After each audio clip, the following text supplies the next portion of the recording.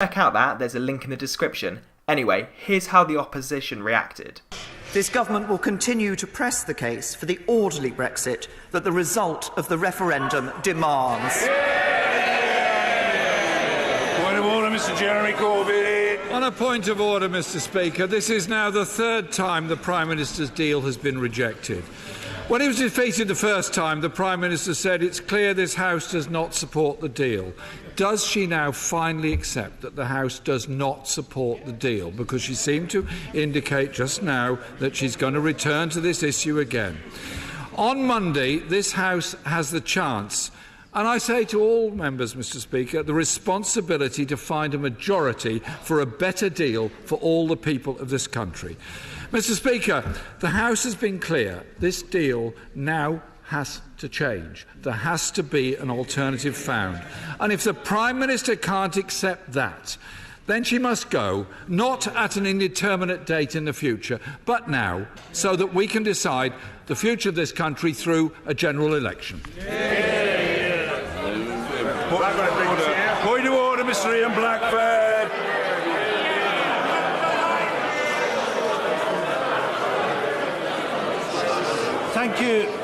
Thank you, Mr. Speaker. Thank you, Mr. Speaker. We should all be aware. The right honourable gentleman must be heard. Mr. Ian Blackford. Thank you, Mr. Speaker. We should all be aware of the responsibilities that we all have in this House, the seriousness of the situation that we are in.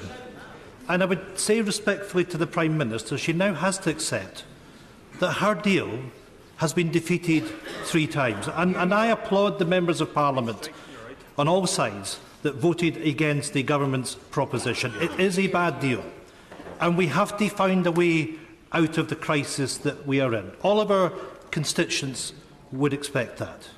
We must give ourselves time, and I suggest to the Prime Minister we now must look seriously at the option of revocation. We need to apply the handbrake to this process.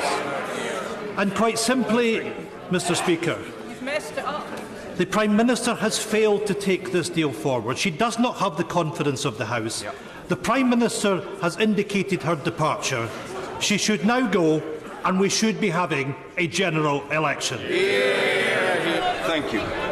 Yes, I'll come to the honourable lady. Point of order, Sir Vincent Cable. On Monday, it is perfectly possible that the House may indicate a preference for one of the options, such as a customs union or a confirmatory vote, which are, of course, compatible with the withdrawal agreement.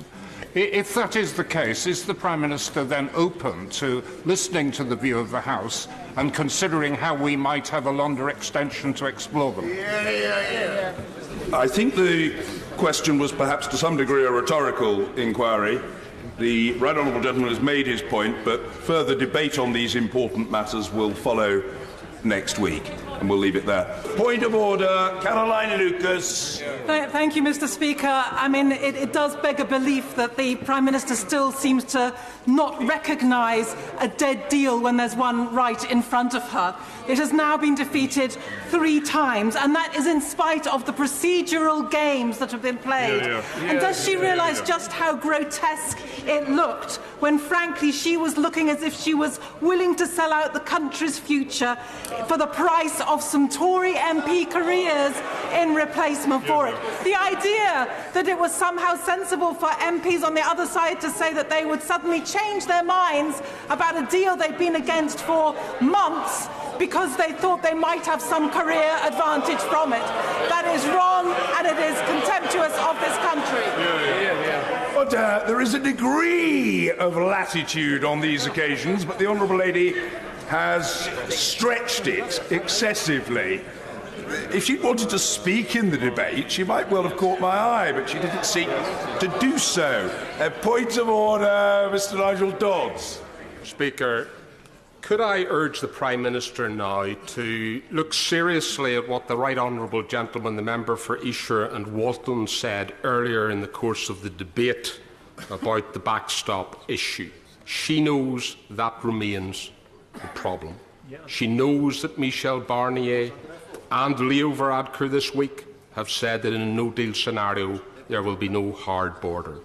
please, Prime Minister, even now, as the Right Honourable Gentleman said earlier, use the time constructively to get that matter sorted out. Thank you. Order. I invite the whip on duty to move the agenda. I beg to move that this House do now adjourn. Thank you. The question is that this House do now adjourn. And then the other are going to say aye.